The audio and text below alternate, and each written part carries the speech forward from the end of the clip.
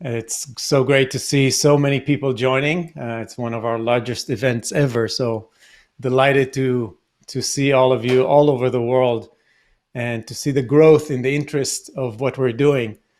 So I'd like to start by using Rand's powerful words in her essay for the New Intellectual to really express my motivation for this talk. And more broadly, to share with you what's on my mind these days as the CEO of ARI. So the question that I am trying to answer and solve is, what is the most effective way to bring about a new renaissance of reason, individualism, and capitalism? What can we do to help make it happen much, much sooner? So in her essay for the New Intellectual, Rand writes, quote, "In any given period of history, a culture is to be judged by its dominant philosophy, by the prevalent trend of its intellectual life as expressed in morality, in politics, in economics, in art.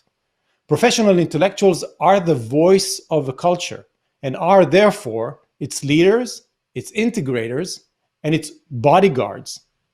Later she adds, quote, "What we need most urgently is to recognize the enormous power and the crucial importance of the intellectual professions.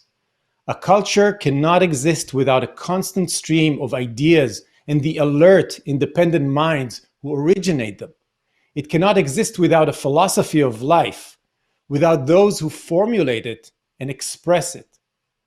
A country without intellectuals is like a body without a head." And that is precisely the position of America today. Close quote. Rand thinks of America's founding fathers as, quote, "America first intellectuals and so far her last. It is their basic political line that the new intellectuals have to continue," end quote. Later in the article, Rand explains how America's intellectuals have defaulted and led her to where she is today. And Rand ends with this, quote, "There is an ancient slogan that applies to our present position. The king is dead, long live the king. We can say with the same dedication to the future, the intellectuals are dead, long live the intellectuals," and then proceed to fulfill the responsibility which that honorable title has once implied. That's very, very powerful. So earlier, Onkar has put the spotlight on the big picture that Ayn Rand sketched out for us 60 years ago. As she wrote, it's philosophical ideas that change the world.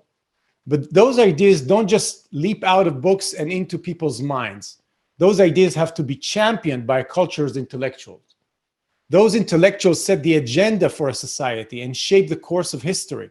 So if we're going to change the world, we need cultural leaders who embody and propagate the right ideas. These are the new intellectuals that we want to see more of. Yaron has talked about some of the many ways you can actually become one of those intellectuals. It's a big undertaking. It takes courage, intelligence, and ability. It takes commitment, persistence, and tons of practice. I'm working with many of those people around me, and they amaze me with their ability to just get better on a daily basis. Another major requirement is training and mentoring, preferably by the best teachers and mentors one can access. If you're going to be a leader in this movement, you need education from genuine experts in philosophy in general, as well as in objectivism, objective thinking methodologies, and clear and precise writing and communication skills. That is where the Ayn Rand Institute comes in. The core of our mission is education. As ARI's CEO, I'm here to tell you that we're committed to providing the best education one needs to become a true expert in his or her fields. I'm talking about the highest quality instruction in objectivism available anywhere. As you listen to the speakers today, you will get inspired by their stories, I'm sure. You'll want to emulate them.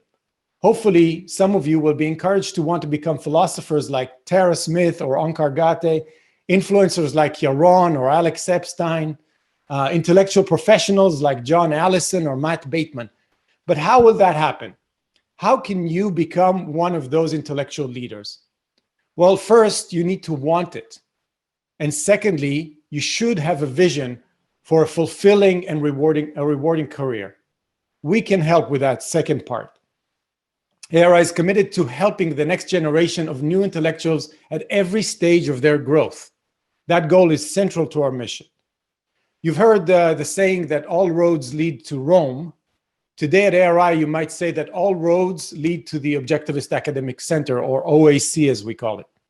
This is ARI's advanced education program for budding new intellectuals.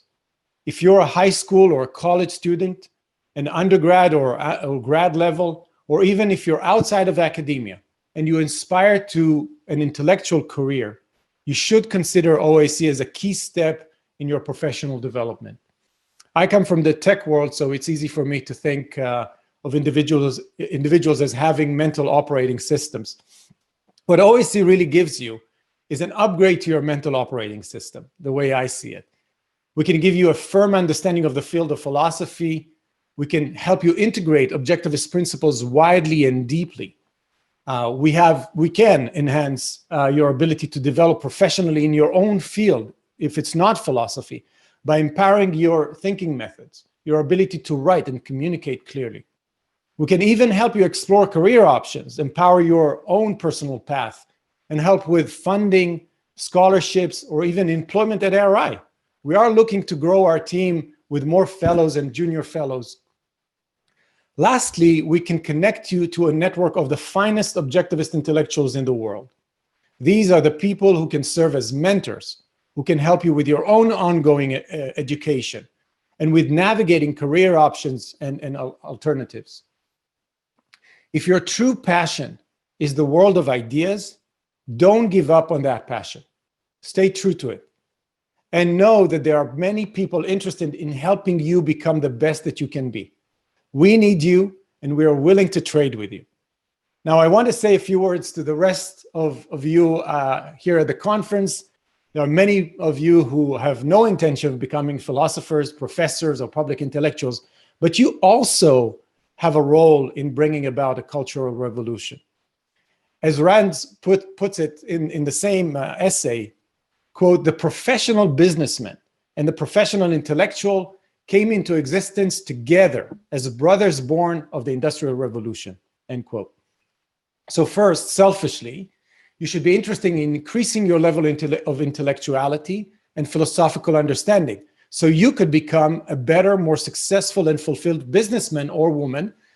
After all, we teach a philosophy for living on earth that will guide you to make better decisions and get better outcomes. And secondly, an educated businessman really understands the division of labor between the businessman and the intellectual. Businessmen invest in the ideas that protect their way of living and trade with the intellectuals who create the armor defending them. So I want you to know that there's a special place for you at the OAC too. It's called auditing. Basically, you're sitting in on all the classes, but not being graded or scrutinized like the students aiming at a professional intellectual career.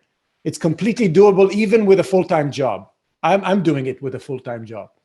At a minimum, you can just join the weekly lecture and discussion, or you can also choose to invest more time in reading and preparing for the classes.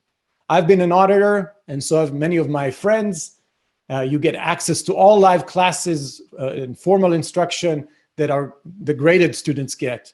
You get to look at the assignments they turn in and the teacher's comments and the criticism of those assignments. It's really fun to see other people get criticized, not you.